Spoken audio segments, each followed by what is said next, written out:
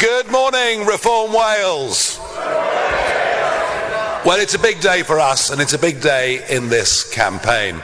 But before I talk about Wales, before I talk about Dan Thomas, before I talk about our manifesto, I think I might just spend a couple of minutes on international affairs and the current standing of the United Kingdom in the world and its Prime Minister, Sir Keir Starmer.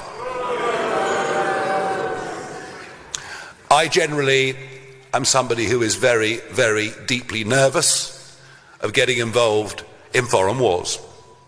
The worry, of course, always is, what is the end game? What is the getting out strategy? And we've had far too much of that over the course of the last quarter of a century. But there is something fundamentally different when it comes to Iran. Gaddafi, Saddam, all these leaders, bad though they may have been, did not pose a direct threat to us, whatever the Labour Prime Minister of the day said. But Iran is very, very different, and I would argue that their funding of Hamas and other terrorist organisations since October the 7th, a couple of years back, has actually fundamentally changed much in our own country, including politics, where we now see sectarian voting, where we now see third world style election rigging, as we saw in Gorton and Denton just a few days ago. But that is nothing compared with the fact that the Iranian regime, aided and abetted by President Obama, the European Union, the British Foreign Office, Boris Johnson when he was Foreign Secretary, what we did was to appease Iran, to free up tens of billions of dollars with which they funded Hezbollah, the Houthis, Hamas, their attempt to spread global terrorism. And they are desperate and in a hurry to build a nuclear weapon. And if there was one big justifiable reason why we should have supported the Americans and supported the Israelis on day one, if this war stops Iran getting a nuclear bomb, it will have been worth it.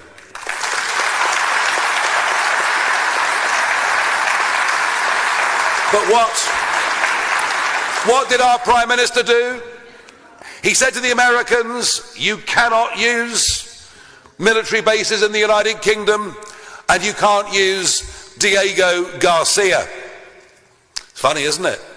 All roads lead back to that dreadful Chagos deal. And then the Americans and Israelis did what they did. And then he said, not me, Gov, we're not involved, but we will put fighter jets into the sky in a defensive capacity. Quite how a fighter jet is defensive, I've never personally quite worked out. And now we learn that Ed Miliband led the sort of left-wing revolt in cabinet, and now we find ourselves humiliated. What was for centuries the greatest naval nation on earth is now unable for up to a fortnight to send a Type 45 to Cyprus to defend, and remember this, British sovereign territory. British sovereign territory, with hundreds and hundreds of British people there working and their families. So we've managed to upset the Cypriots. We've managed to upset the Americans. We've managed to upset the UAE, Bahrain, and all the other Gulf states that are on our side. And now, even Spain, who said they'd have nothing to do with any of it, have this morning sent a destroyer to help defend Cyprus and help defend our base. So we're being defended by the Spanish, defended by the French, defended by the Greeks, and incapable of defending ourselves. Yes, I know that the last British government ran down our armed forces in a virtually criminal way. But it didn't take a rocket scientist to work out that America was going to attack Iran. It's been flagged for weeks. And yet we have a Prime Minister incapable of making a decision, dithering, pathetic in his response almost to everything. And I'm guessing it's because Morgan McSweeney is gone. You see, Morgan McSweeney would give our Prime Minister, McSweeney would give him a sheet of paper and he'd stand up at a press conference or at the Commons and just read it out. With McSweeney gone, we see the naked truth, that our Prime Minister is a follower and not a leader, that he and our reputation on the world stage is frankly going down the drain, and the sooner they're gone and out of office, the better it'll be for everybody.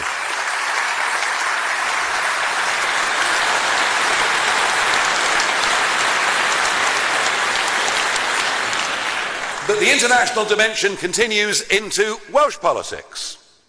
Now, it is true that a former senior figure, albeit very briefly in the party, from Reform Wales, did take foreign money, and he's in prison, as he should be. As he should be. But from Labour we have had the moral high ground. Oh yes. Don't vote for reform. They could be in the pay of a foreign government. And yesterday we learned that David Taylor married to a Labour MP. Matthew Applin, who used to work for Labour in the Senedd, and Stephen Jones, special advisor formerly to Labour First Minister Carwyn Jones and worked under Tony Blair in Westminster, have all been arrested on suspicion of spying for the Chinese Communist Party. The corruption within Labour from the Chinese Communist Party runs deep, so we will not hear in this campaign another word of condemnation or criticism from the hypocrites in the Welsh Labour Party.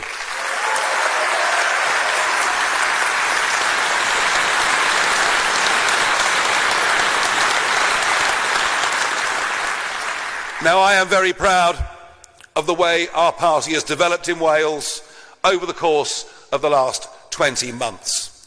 And today really kickstarts our campaign for May the 7th. Today is the launch of this document.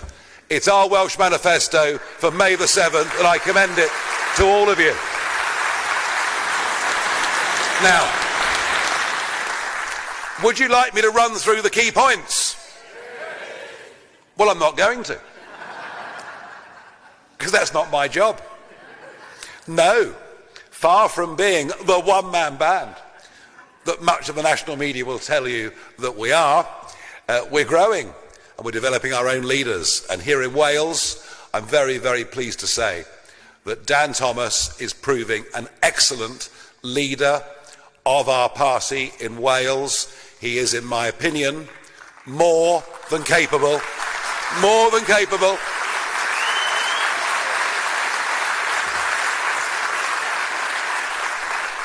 He is more than capable, certainly far more capable than many First Ministers that you've had in Wales over the last 26 years of failure. And this document, this is not just the document of a party looking to make a splash. Not just the document of a party looking to get a handful of people elected. Oh, sorry, darling, you having a rough morning? Did you get out the wrong side of the bed?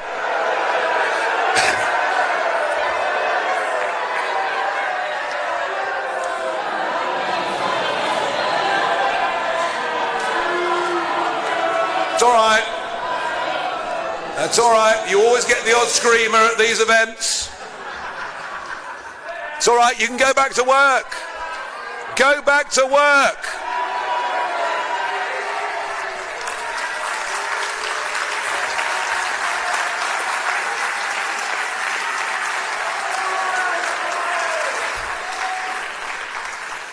Well, I did say to her, go back to work, but of course, she hasn't got a job, has she?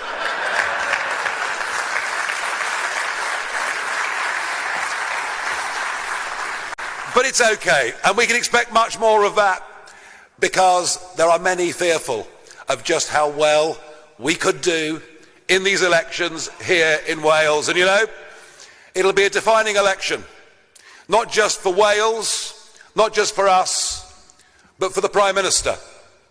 And I'll tell you why I say that. Keir Hardie was elected back in the 1890s in Merthyr Tydfil. And if you go through the progression of the Labour Party, particularly from 1918 onwards, they've owned Wales, but in particular, they've owned the valleys. And those huge figures of historical significance in the Labour Party that have represented those constituencies, the Nye Bevans, the Michael Foots, the Neil Kinnocks, these are all giants of the Labour movement. And if the Labour result is anything like the current opinion polls, Wales will end the premiership of Sir Keir Starmer. It'll happen after May the 7th.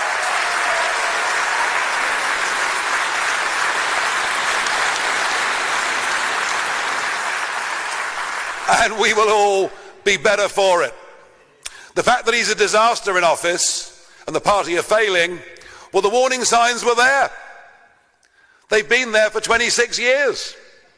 The way Labour has run Wales in terms of health, education and frankly virtually every other measure should have been a warning to the country not to vote them in on July the 4th, 2024.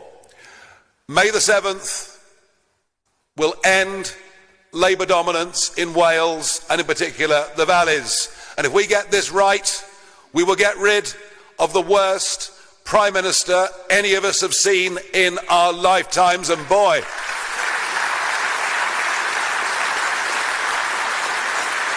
and when you think about it, that's quite something, isn't it? Because there's a fair bit of competition out there, you know. We have every chance, realistic chance of becoming the biggest party in Wales when we wake up on May the 8th. But you never know. If this campaign goes well, if Dan Thomas performs as I believe he will, if you all do your bit, who knows? The ultimate prize could be in sight. And with that, I introduce you to the leader of Reform Wales to introduce the manifesto, Dan Thomas.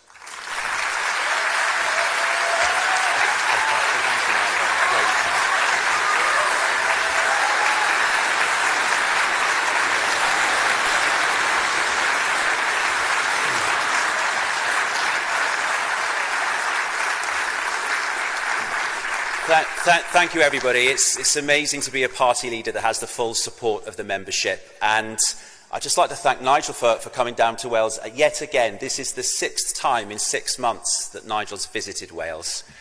Compare and contrast that.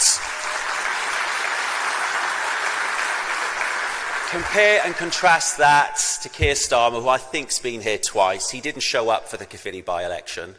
And he does not support Wales, unlike Nigel, and we all look forward in a few years' time to putting Nigel in number 10.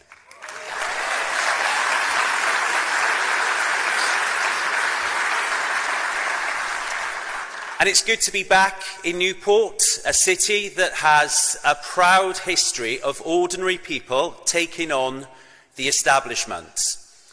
In this very city, in 1839, the Chartists took a courageous stand to demand fair elections and reform of the democratic process.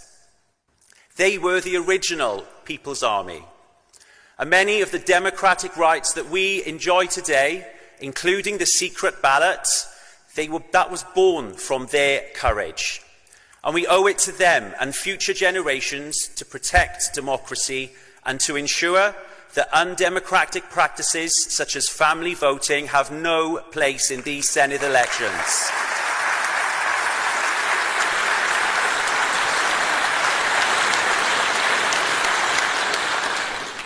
And the Chartists were brutally resisted by the establishment of the day, and their allies in the press did everything they could to discredit them.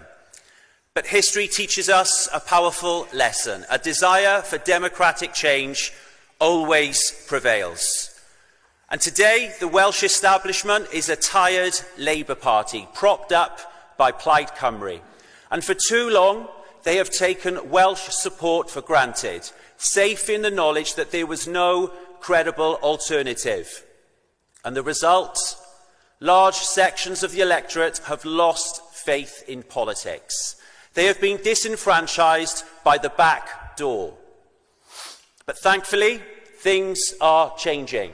There is a new People's Army ready to take on Labour and Plaid.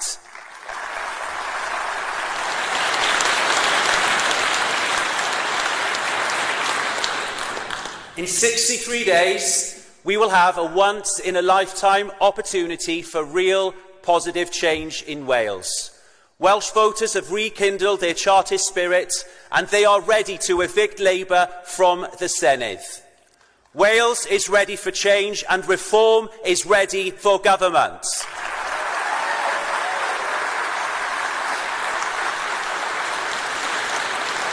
So today we launch our Manifesto, an action plan to support Welsh families and Welsh communities and Welsh jobs. And that's what sets us apart from the other parties. While they promise hope, reform promises action. Because Wales has lived in hope for far too long. Hope doesn't pay the bills. Hope doesn't create jobs. Hope doesn't reduce NHS waiting lists or improve exam results. Now is the time for action. Now is the time for a reform government that will put the people of Wales first.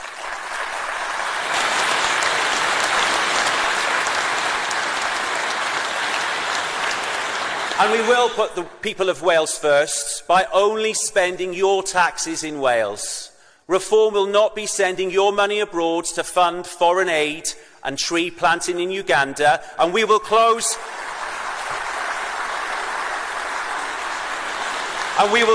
those Welsh government offices in China.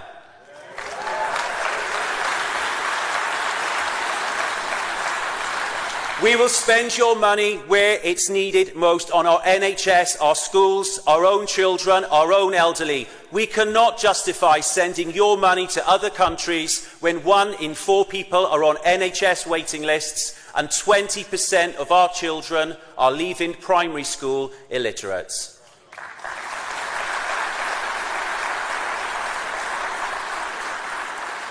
And as a united kingdom, we cannot justify the billions of pounds that we spend on illegal economic migrants who come here on small boats organised by organised criminals.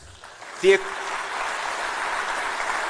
equivalent of 15% of the Welsh government budget is spent by the UK on so-called asylum seekers. And the nation of sanctuary encourages illegal migration. So reform will scrap it in our first weeks of government.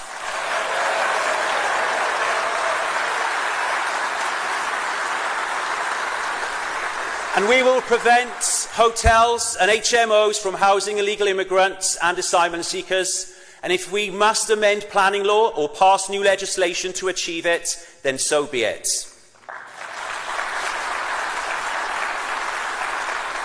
And to those who say that immigration isn't an issue in Wales, it is amongst the top 3 concerns of the Welsh public, and Reform is the only party that is listening.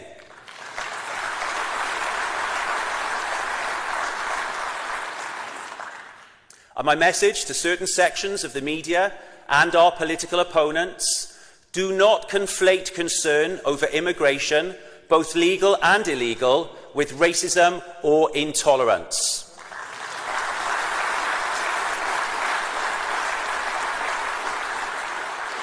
It is perfectly possible to embrace our long-standing, legally established and integrated minority communities whilst wanting to control immigration today. And many of our reform supporters are from such communities. Now, Plaid Cymru will use the word division very freely. It's their second favourite word after hope, which is ironic, given their hope for independence will divide the United Kingdom and the Welsh public.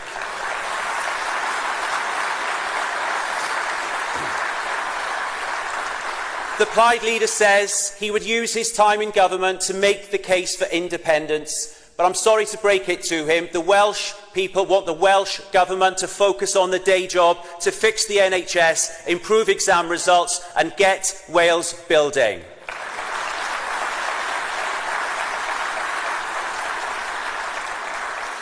They want a government to make Wales better off, not to break us away from the Union, which will do the opposite.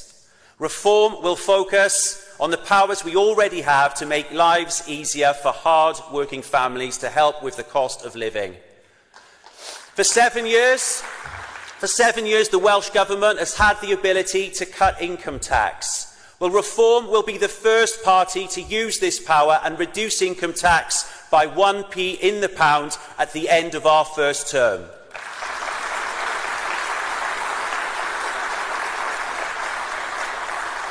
This will put £400 back into the pockets of working families, or the equivalent of a £600 pay rise for the average family.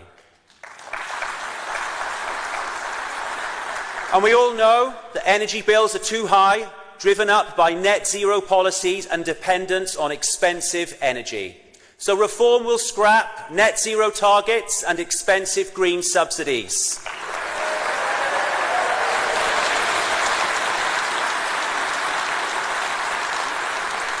We will encourage and facilitate reliable nuclear energy by working with the UK Government to expand nuclear energy capacity in Wales.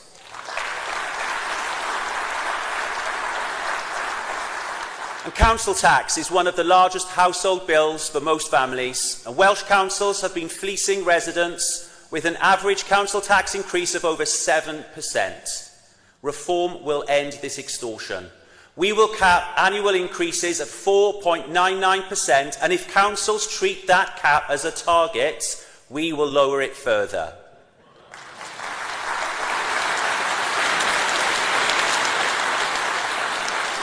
Now, there's always a limit on what government can do to improve family finances, and strong job opportunities are the real path to doing well in life, and jobs are created by business, not government. So Reform will make it easier for companies, large and small, to invest and operate in Wales.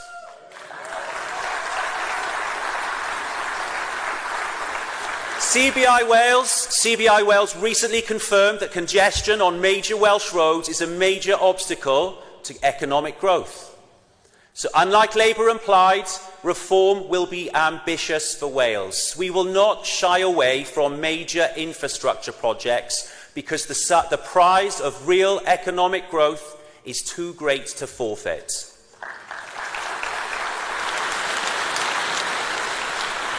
Reform will reverse Mark Drakeford's ban on building new roads, and we will build the M4 relief roads.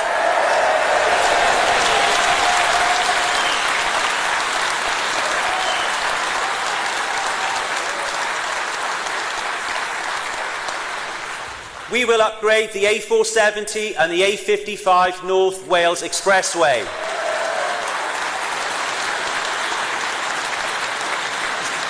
Improving traffic flow will help increase the flow of inward investment, and this is a simple fact that Labour and Plaid cannot grasp. And Labour will listen to the 500,000 people who signed the petition to scrap the 20-mile-an-hour speed limit. In the first few weeks of a Reform government, we will start the process of reversing this blanket speed limit, and we will also stop councils introducing pay per mile and road user charge schemes.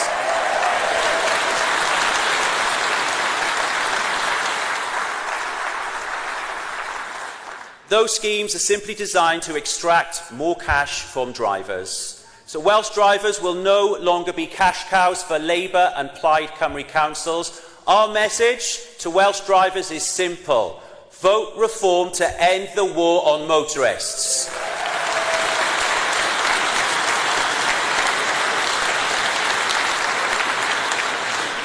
And for too long, Labour and Plaid have been happy for Wales to provide low-pay, low-skilled workforce. They're frightened of what will happen if people have the opportunity to do well for themselves. But reform embraces success and ambition, and we know the people of Wales will thrive if only they have the right opportunities. So we will encourage and incentivise companies to relocate their head offices to Wales, as well as their factories and workshops.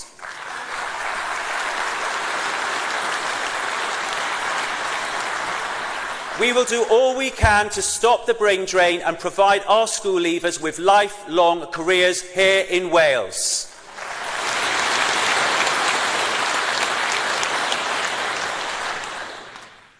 Labour and Plaid have been holding Wales back, and now is the time to break free from their grip and let Wales thrive. And we want Welsh hospitality and tourism to thrive. So we will use Welsh Government powers to ensure hotels, pubs and restaurants aren't paying more business rates than their counterparts in England. And we will scrap the tourist tax.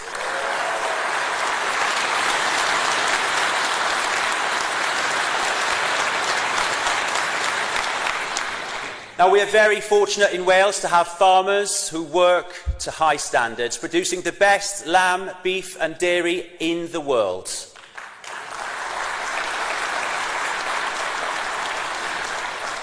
Yet we are becoming increasingly dependent on imported food, a huge risk in these uncertain times. So reform will work constructively with farmers and farming unions to safeguard food security, grow exports and strengthen farm-to-fork supply chains.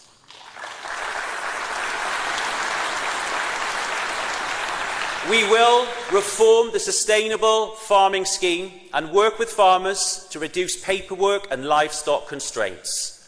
We will incentivise food production and give farmers more choice about the environmental work that they sign up to.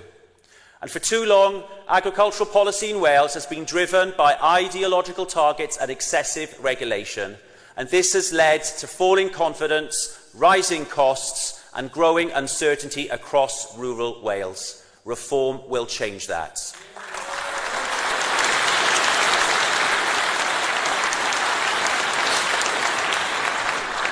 We will continue to press the Westminster Government to reverse the punitive changes to inheritance tax. We will provide multi-year funding for young farmers' clubs and their events. And we will set up a new national rural apprenticeship scheme that will create employment opportunities for young people and boost labour supply in rural areas.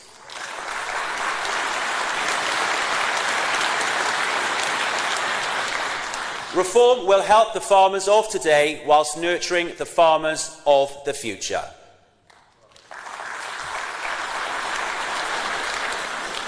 Wales has a proud tradition of people caring for each other, yet our NHS is failing people who rely on it the most. Hospitals are struggling, ambulances are delayed, patients wait for months for the care they desperately need, and children, the elderly and the most vulnerable are left waiting in corridors while overworked staff do their best under impossible conditions. Reform will keep the NHS free at the point of use.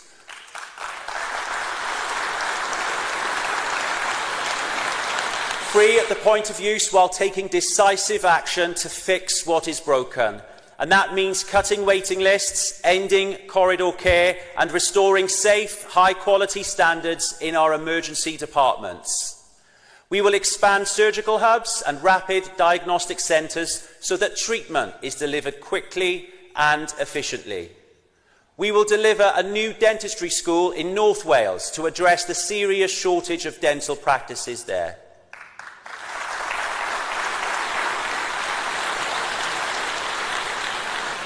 We will support our NHS workforce, doctors, nurses and carers with training, flexible working and better retention measures. Our top medical talent must stay in Wales and not be pushed into the private sector.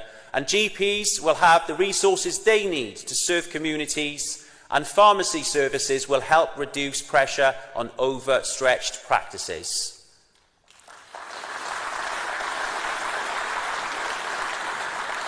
cancer care will no longer be a postcode lottery. We will launch a 10-year cancer survival plan, investing in diagnostics, treatment and mobile screening for the communities that need it the most. And the people of Wales deserve a healthcare system that works for them, not one that lets them down. Reform will deliver that system, but we won't micromanage it. And I believe that politicians should not be managing public services. There are well-paid executives who should be doing that, and it is the politicians' job to hold them to account and set high expectations on behalf of the people.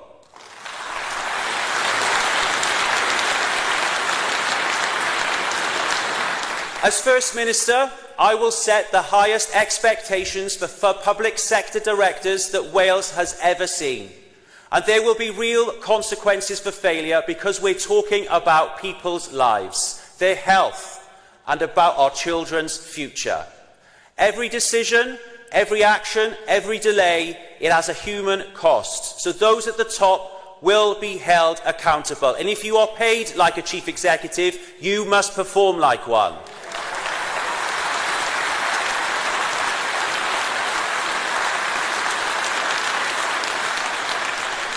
Our education system is struggling. Children only get one chance at education, and we cannot afford another 10 years of drift. So we need to support our teachers, restore standards and discipline in schools.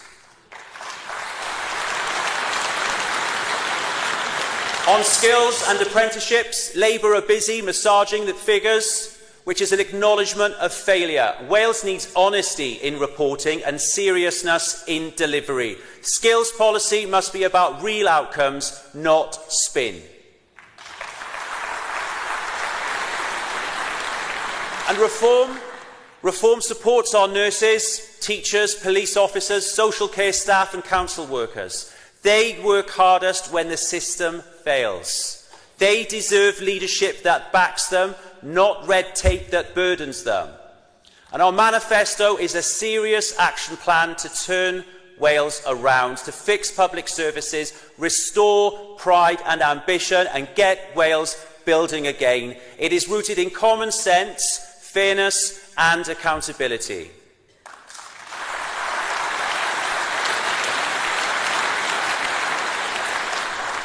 And Reform's leadership in Wales will be bold. It will be demanding. It will serve the people or answer to them. We will create a culture where results matter, excellence is rewarded and failure is addressed swiftly, not brushed aside. Ministers will intervene when the public sector isn't delivering. If a council isn't delivering enough homes, we will step in because we must address the housing shortage. And reform will prioritise local people and veterans for social housing.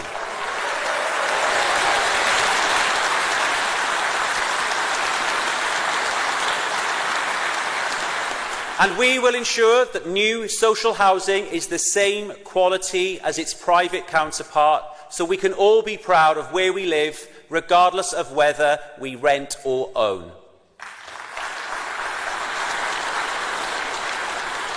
The simple truth is that Plaid and Labour have lost any sense of pride. They're out of touch and out of time. After decades in power, they defend systems instead of reforming them. They explain failure instead of fixing it. And Plaid Cymru has been part of this failing system. They supported Labour through a formal cooperation agreement. They've had the chance to challenge a failing system, and they chose to sustain it.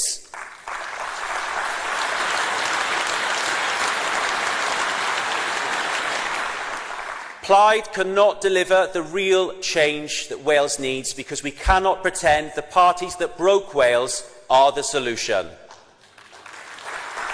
We know that this is our last chance to turn Wales around, and we take that responsibility seriously. We ask for your trust. We are ready to earn it, ready for government and ready to act for you. Wales has been let down, but our best days lie ahead. Wales needs ambition. Wales needs action. Wales needs reform. Thank you.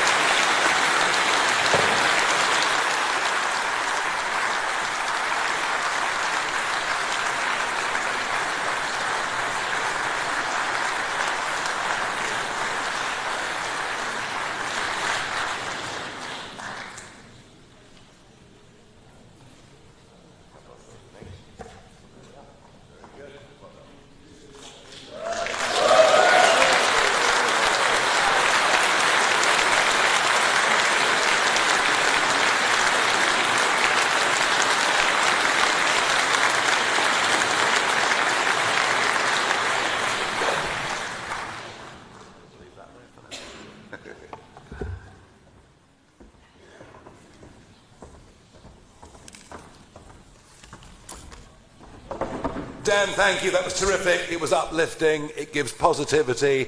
It gives direction. And, you know, if anybody thought it, we're not a party of protest. We're a party that is about putting things right. We are well led.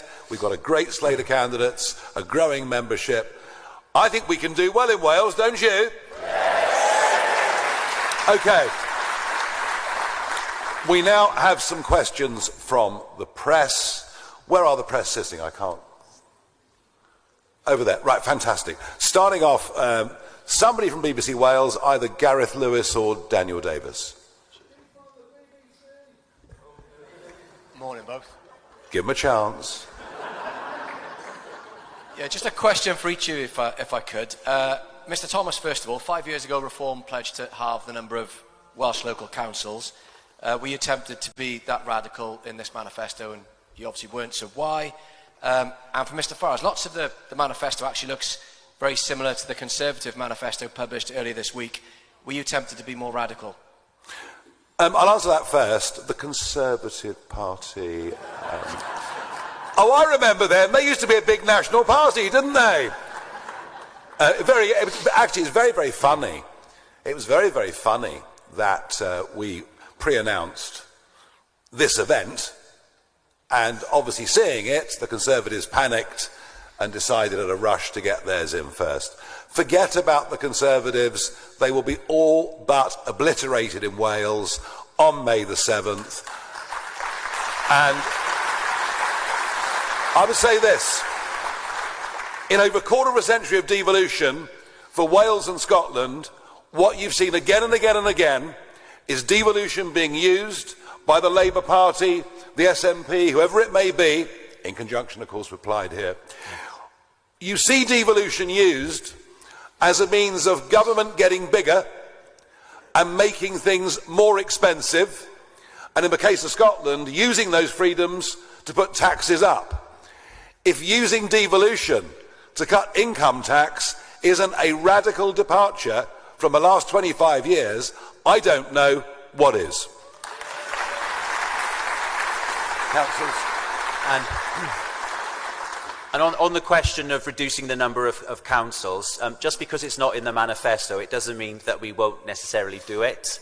But we need to pick our battles in Wales. So we look at the Conservative manifesto, and if you look at the other parties who've been launching their campaigns recently, they're promising too much and they won't deliver it. So we will be sensible and we will be proportionate in the kind of change that we achieve.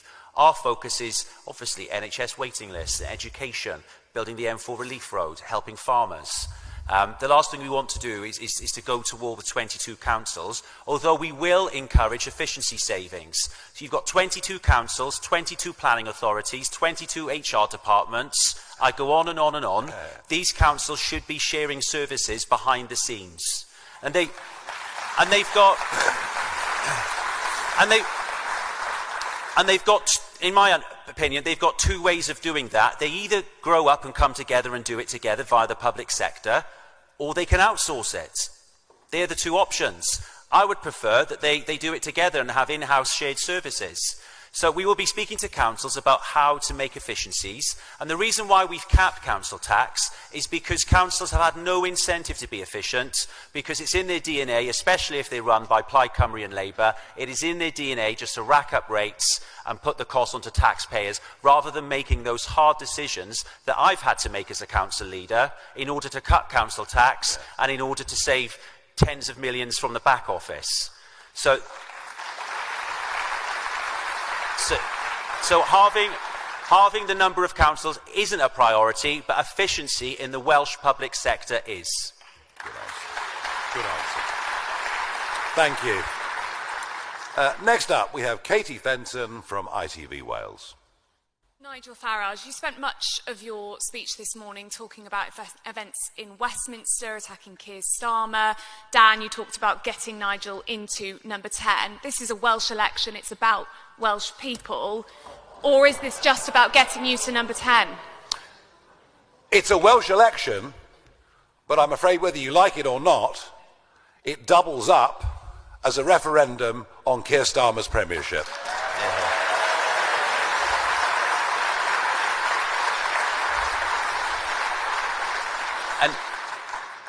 And the people of Wales want Nigel in number 10. Okay.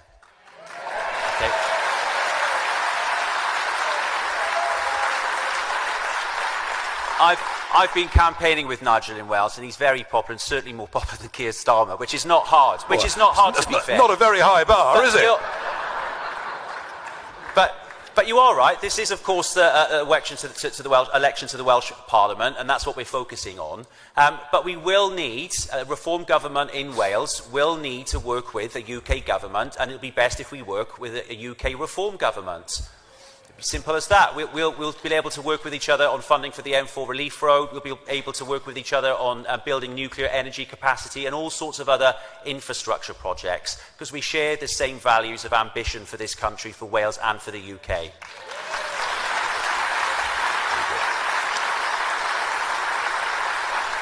Okay, thank you. Jacob Morris, S4C. Yes, a question to the both of you. You've said previously, Mr Farage, that you don't believe in the target for 1 million Welsh speakers by 2050. Does that still stand? And you mentioned in the manifesto that you want to end the Quango carousel. Does that mean that the future of the Welsh Language Commissioner, what does that mean for the future of the Welsh Language Commissioner? From what I can understand, the Welsh language is thriving in Wales.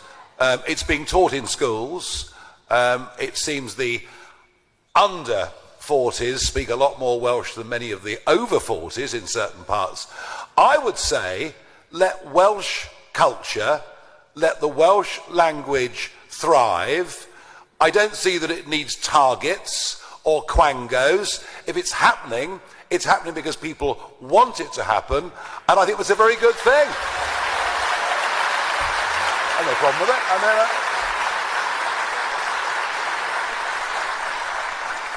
Look, there's plenty of examples of arbitrary targets where they don't work, and in a decade or two time they get reversed. Look at the 50% target with regards to university admissions.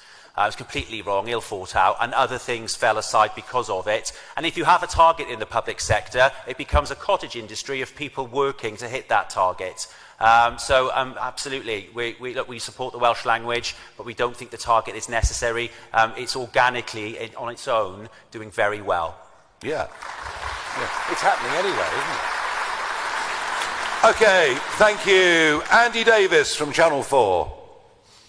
Dan Thomas, you're proposing cutting 10%, I think, of the civil service. By my calculations, I think that's about 500 job losses. Is that correct? And if so, are you proposing any further job losses across public services in Wales? And Nigel Farage, you've said that you will scrap net zero targets in Wales. How do you square that with the long-term projection that climate-related damage could cause significant harm to UK GDP by the early 2070s? You know, if you actually look at this and take a long view, you know, in the 1970s, global temperatures were cooling. There were concerns about a future ice age. Since the late 1980s, the global temperature is rising. You're right, it is rising. It's rising roughly 1/4 of a degree every decade. That's a pretty accurate scientific measure of what has been happening over the last 35 to 40 years. This is not unusual. You know, when the Vikings went to Greenland, it was green. That's why it's called that. You know, we've then had cold periods where elephants walked across the Thames at Blackfriars.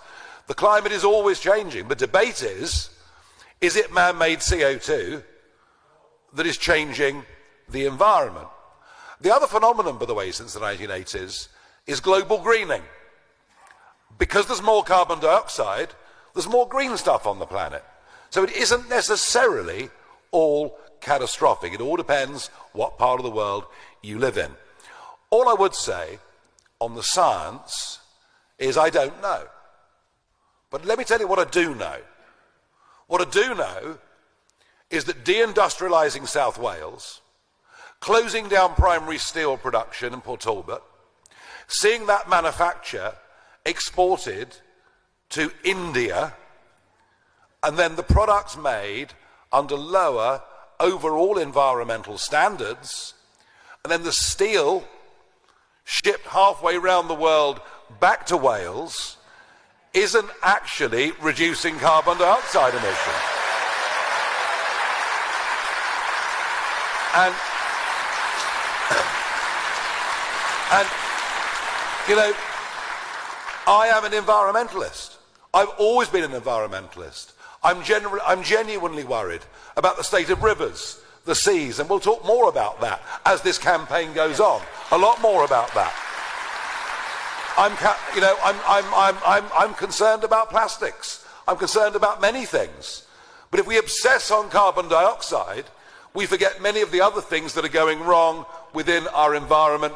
We are 0.8% of the world's CO2 production, and for the price of being virtuous, we're deindustrialising the nations of the United Kingdom at massive economic and strategic cost to this country. So that's it.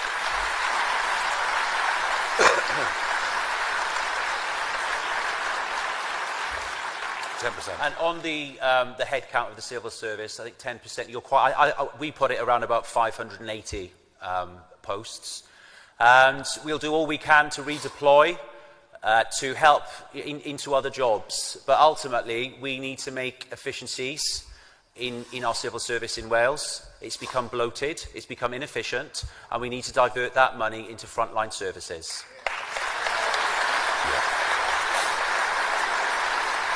Yeah, and of course, modern technology means that lower headcounts in the public sector actually become far easier without any loss of efficiency. Eleanor Story, Press Association. Hi, my question's for Mr. Farage. Following the arrest yesterday, do you think there should be an inquiry into foreign interference in politics, and specifically in Welsh politics? Yes, I do. Now, the government have announced an inquiry into the funding and interference in British elections and politics, which is timed to come out just before the May the 7th elections. All because they thought that with one bad apple called Nathan Gill, they could use all the resources of Whitehall to produce a damning report about us just ahead of the May the 7th elections. So I would say to the government, you're absolutely on the right track. And that I think efforts to discover foreign interference at all levels of British politics are vital, and in particular, Wales, because this is the only part of the United Kingdom with a parliament without a proper register of lobbyists. So if you're a bad actor from anywhere in the world that wants to get in, you'll find it much harder at Holyrood, much harder at Westminster, but in Wales, they've left the door unlocked, and that's something else we must deal with. I welcome this report in full before May the 7th, absolutely. And can I add, it is on our manifesto to create such a register in Wales. That will be happening. And we'll also be very interested to know what's been happening in those Welsh Government offices in China. And that should be included in any report. Very good. Rhys Owen from Golwg. Barada, good morning. Nigel, public trust in politics is at an all-time low, and I mean, you have obviously raised the concerns regarding foreign interference today. Obviously, we saw, like you mentioned, with Welsh Labour and the connections that the three that got arrested to Welsh Labour with potentially or allegedly spying on behalf of China. With reform, with obviously you mentioned Nathan Gill. What steps are you taking to make sure that many of these first-time candidates, which I'm sure there will be many who are standing for the Senedd, are correctly vetted, to make sure that this doesn't happen again? Because if it does, it just reduces that trust even further, doesn't it? And that, sorry, go on. I don't disagree with that at all. And that question is a very fair question to ask any party that's putting up candidates for May the 7th.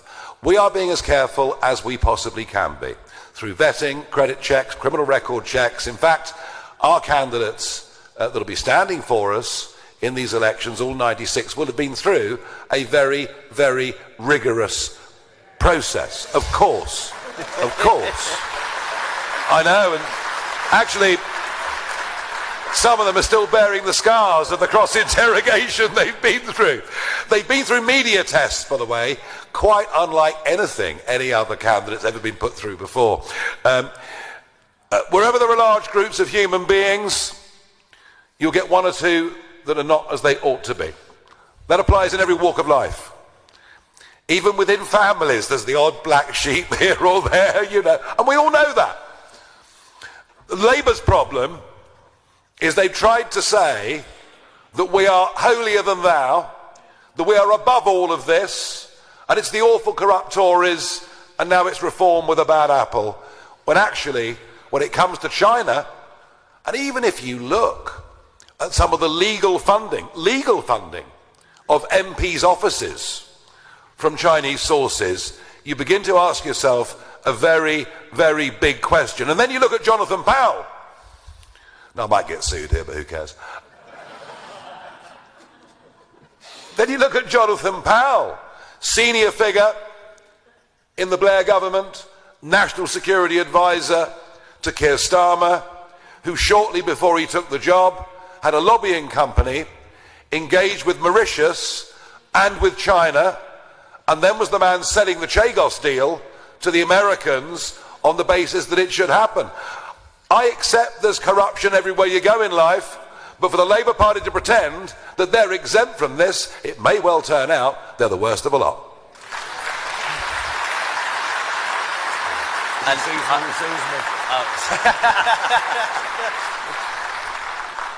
And can I, as a fellow candidate who's gone through the same process, I think it's been the most thorough vetting process of any political party. And I think that's right, number one, for integrity, for those who stand for election. But also, as reform, we will get more scrutiny than others. Yeah, we will. Inevitably we will. But our candidates have been through some quite vigorous employment checks, 20 years employment history checks, DBS checks, amongst others. So I think we are the most vetted bunch of candidates of any political party, and I'm really proud to be standing shoulder to shoulder with them in the forthcoming weeks for the election.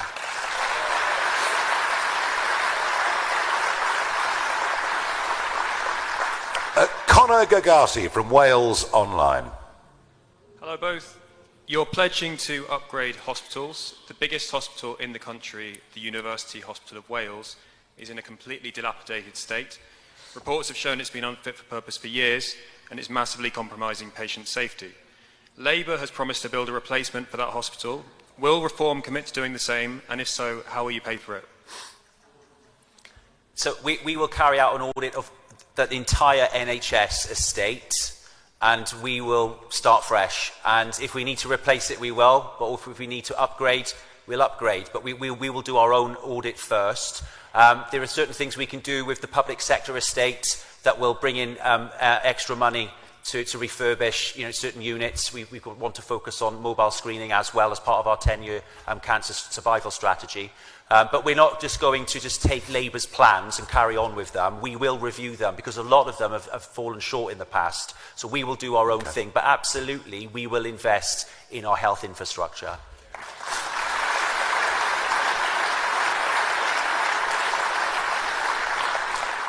Bronwyn Weatherby from LBC. Farage, LBC has learned the Home Office is piloting a scheme where families whose asylum claims have failed will be paid up to £40,000 to leave Britain rather than dragging their cases through the courts. The Home Secretary says this will save taxpayers £20 million on hotel costs. What's your reaction to this? Does it potentially increase the pull factor to the UK? And Mr Thomas, your manifesto includes prioritising Welsh people for social housing. How exactly would you define Welsh for eligibility purposes, and how would you implement that within the equality laws without discrimination challenges? If you come to Britain illegally and then are deported and given cash to go home, then logically the next day you come back again, don't you, and repeat the whole thing over. There are many things on the big top line that Shabama Mahmood says that I absolutely agree with. For example, restricting student visas from countries where people just overstay. And therefore student visas become a form of illegal immigration. Trouble is, the 4 countries she's chosen to put the ban on only constitute 3% of those who get student visas. The real problem, we're being frank about it, the real problem is Pakistan. 9%, let's call it 10% of everyone that gets a visa, holiday visa, student visa, work visa, whatever it is from Pakistan, 10% illegally overstay. If you want to make a difference, you've got to take on countries like that, not countries like Sudan, where the numbers coming are absolutely tiny. And look, at least her rhetoric is good. Much of it's not deliverable because we're stuck inside the ECHR. But it's also not deliverable because we've got a Labour Party that is going towards the left and being dragged there by Zach Polanski and the heroin mob,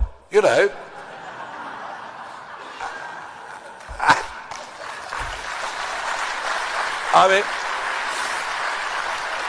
I suppose whatever floats your boat, I don't know, but it's not quite for me, I've got to tell you, Dan. But the Greens are dragging Labour leftward, and sectarian politics is dragging Labour leftward. You've now got 50 Labour MPs who will lose their seats if the Pakistani, Kashmiri, Bangladesh community in their constituencies block vote Green, and therefore anything worthwhile that Shabama Mahmood tries to do will simply get vetoed by the Parliamentary Labour Party, and the problems within Britain from illegal immigration and excessive legal immigration will, I think, continue to get worse. I wish that wasn't the case, but I believe it to be the truth.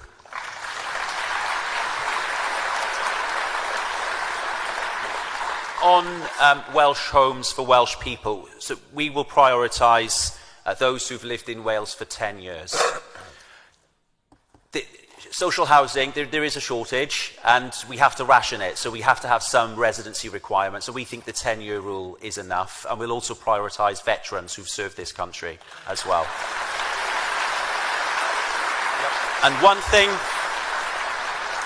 one thing we won't do is discriminate against people who may or may not speak Welsh.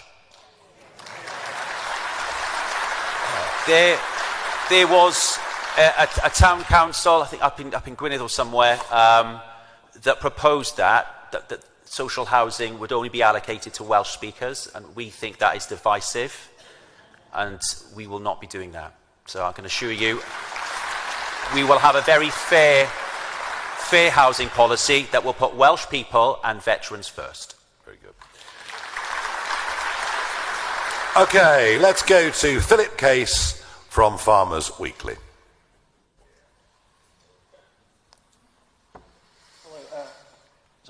Hello. A question for Mr. Farage. Our farmers feel badly let down by many politicians. Why should they trust you? And also a question for Mr. Thomas.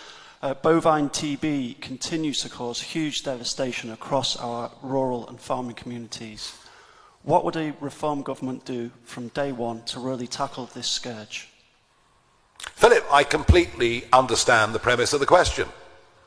Why should farmers, or frankly for that reason, any other group of people in the country believe what they're told by politicians? Farming has been through a tough time because we'd had basically half a century of being in the Common Agricultural Policy and the Common Fisheries Policy. And nobody in Whitehall was ready for the Brexit vote. And we've struggled to readjust. And I think the same goes actually in many ways for devolved powers in these areas as well. All I will tell you is this. I actually believe that the Labour Party is on an all-out mission to scapegoat the countryside, farmers, country pursuits in the most unnecessary, in the most appalling way. They propose taxes that weren't clearly explained in the manifesto. They even go after things like trail hunting. I mean, frankly, you might as well ban dog walking. I mean, the whole thing's unbelievable. I am a country boy by upbringing. I understand these things. And if you look at our list of candidates, you will find people still actively engaged in farming in Wales and from families that have been farmers in Wales. And I tell you something, you are more than welcome to meet any of them, interview any of them, understand how we want to simplify. I mean, some of the paperwork with the sustainability scheme, I was showed it by some North Welsh farmers. I simply couldn't believe. It was classic. I'm in an office in Cardiff, think. So look, we will be on the side of rural communities, and no other party leader has stood up for country issues in the way that I've done for a quarter of a century, all right?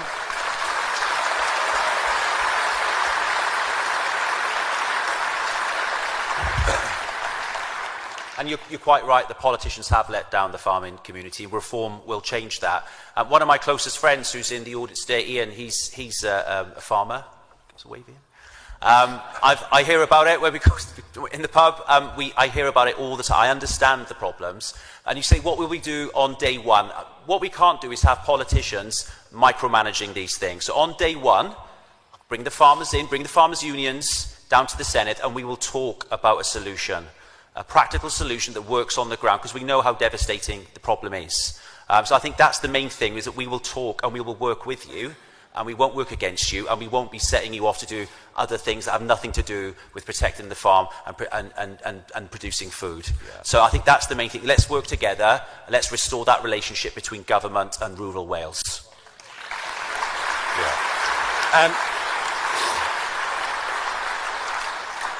in a very uncertain world where much of the debate in the last 2 days is about shipping routes, yeah, I mean, in this case it's oil and gas, but it's still the same principle. I do actually think that the central government mad scheme to cover vast areas of the United Kingdom in solar panels as opposed to food production is completely the wrong priority. Yeah, okay. Right, cracking on. Jacob Reig from Bloomberg. Is this on? Yeah, you're there. Do you think you can deliver on your NHS promises with the current devolved powers and under the current model for the NHS? And what would you say to people who want reform to really look bigger at, for example, a French-style insurance healthcare system? Well, I mean, that would be a national decision ahead of a general election.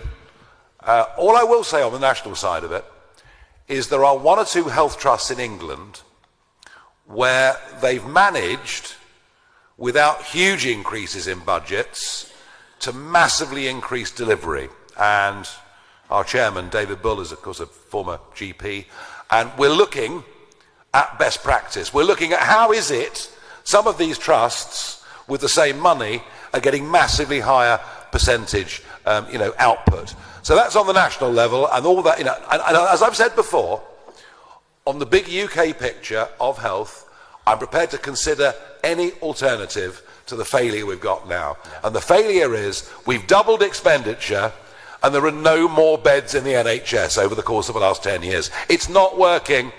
As for devolved powers, I'll let Dan speak to that. So there are too many health boards, in my opinion, in Wales, and it's fragmented, and there's duplication of management costs and back office as well. So there is a saving to be made there. One example is if you look at Manchester and the population there, and there's lots of similarities with Wales, but there is only one health board that covers that area, and yet we've got so many here. So I think that is an issue to look at. And actually, Nigel's example of some other health boards across the UK, where they're improving outcomes and reducing the budget. They're actually saving money by becoming more efficient. So I think what I think the money is there, £14 billion, is enough to spend on our health service, but it's not being spent properly.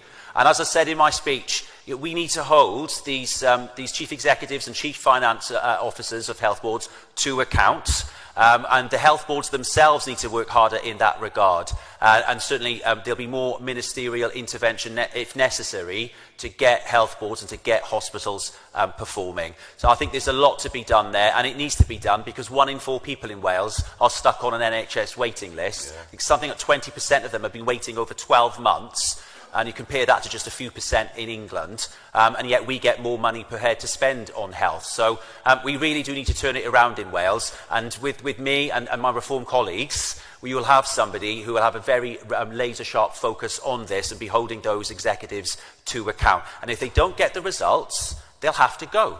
That's what happens in the private sector.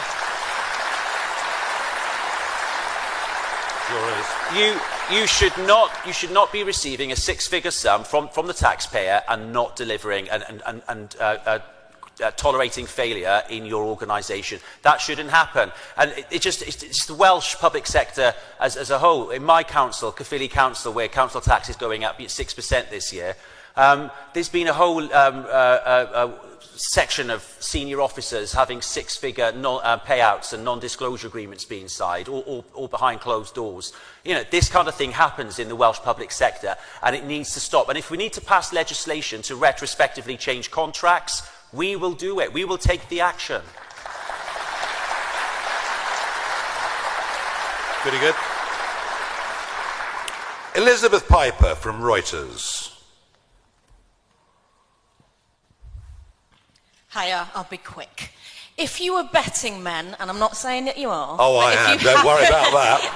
If you happen to be betting men. Cheltenham next week. Yeah, go on. Would you put money on a Reform victory in Wales, and how much? Or, as some in your party say, is the better result to win the popular vote, come second, and then you don't need to govern a very difficult situation? Oh, what a cynical mind. Cynical. That is not the best result for Wales.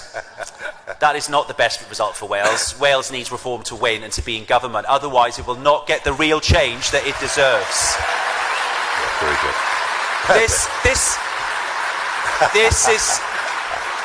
This is not a game. This is not a bet. This is serious. Wales is in a mess and it needs to be fixed. So we are campaigning to win and to sort out Wales. Very good. Very good. No, I agree with that. I agree with that. Although, Elizabeth, if you had any thoughts on the Gold Cup next Friday at Cheltenham, I'd be very, very keen to know. Right, 2 more. Reeve Nesbitt-Marr from the Herald Wales and Pembrokeshire Herald. Mr. Thomas, Wales cannot actually control immigration because it's decided by Westminster. So what concrete policy would Reform introduce in Wales to end the nation of sanctuary approach? You're quite right. We don't control immigration. The UK government and border force is meant to be doing that, and they're not. We understand that, but things like the nation of sanctuary, it is appalling. Do you remember before the 2024 general election, there were news crews over in Calais and France interviewing illegal immigrants, and they were saying they were hoping for a Labour government. They watch, they actually understand what's going on in British politics, and when they see things like the nation of sanctuary and that we welcome illegal asylum seekers and small boat people, it's a draw factor. So we will end that. We will publicly state we will end that immediately, and we will also stop illegal immigrants and asylum seekers being housed in Wales in whatever form. And as I say, if we need to change legislation to do that, we will. Yep. So we will stand up if necessary to the UK government on this, even though we can't control immigration ourselves. Of course, we understand that. That is not a devolved matter.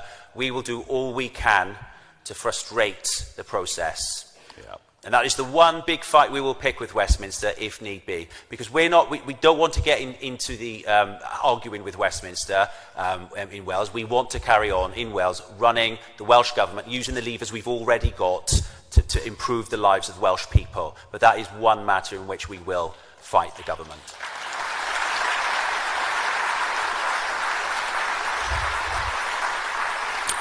Philip from Farmers Weekly asked about trust, didn't he, earlier? Why should farmers trust you? There is no issue greater than illegal immigration where the bond of trust between the governors and the governed is more under stress than this. Every single Prime Minister since David Cameron says if you come to Britain illegally, you will be deported. Stop the boats, Rishi, Boris, all the rest of it, smash the gangs here, and none of it has amounted to a row of beans. And the public are really angry and they want action on this. They really do. Okay. Last question, Bethan McKernan from The Guardian. Is this on? Yes, great. Yep. So before today, we didn't actually have that much detail on what reform was promising for Wales. But we did have a promise from you, Mr Farage, last summer on your visit to Port Talbot, when you said that you would turn the blast furnaces back on at Tata Steel and you would reopen Wales's coal mines. So I'm wondering, from both of you, why that is missing from today's launch, and then also if you could expand a bit on what working with Westminster to protect strategic national industries means. Is that specific to Port Talbot and to Wales, or is that national? It's not very clear from the policy. Thanks. Yeah, I wasn't suggesting a mass reopening of the pits in the valleys of Wales, although many in the press had a lot of fun at my expense with it. What I did say was there was an anthracite, or coking coal mine in Cumbria, which was needed to keep the Scunthorpe plant going. So why import the blooming stuff from Australia when we could have produced it in Cumbria, and that principle would apply in Wales or anywhere else.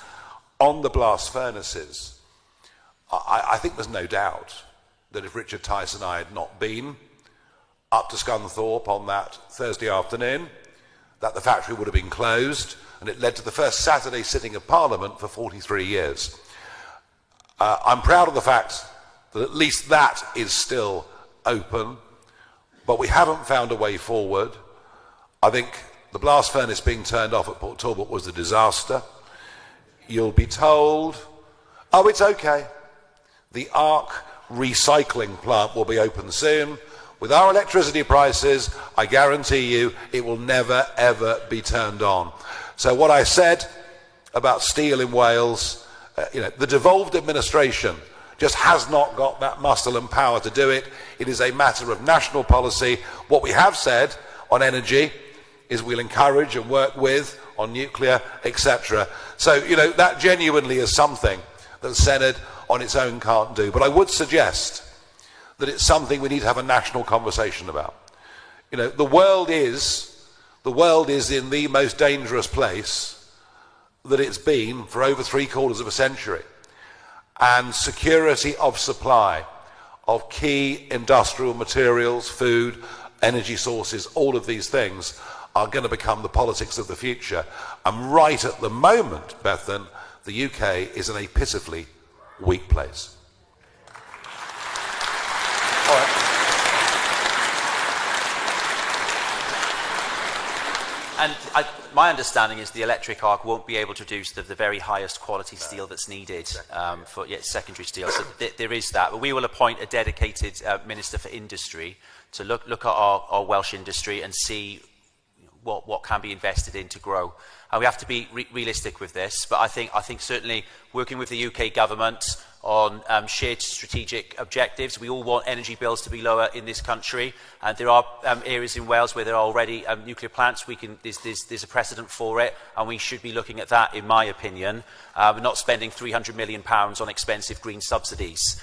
We should crack on with enabling and making life easier for those who want to invest. For instance, Rolls-Royce, who want to maybe build modular nuclear reactors. I think that's the kind of thing we should be looking at. We've got limited powers there devolved to us, but we will do what we can in the to prepare, whether it's planning, that kind of thing, access, infrastructure.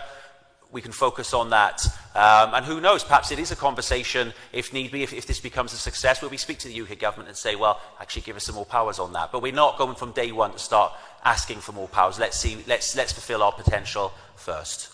Let me round things off. Good. Thank you, all of you. Thank all of you for coming this morning, supporting our manifesto launch. Some fresh ideas, some big ideas, and a great leader for Reform Wales in Dan Thomas.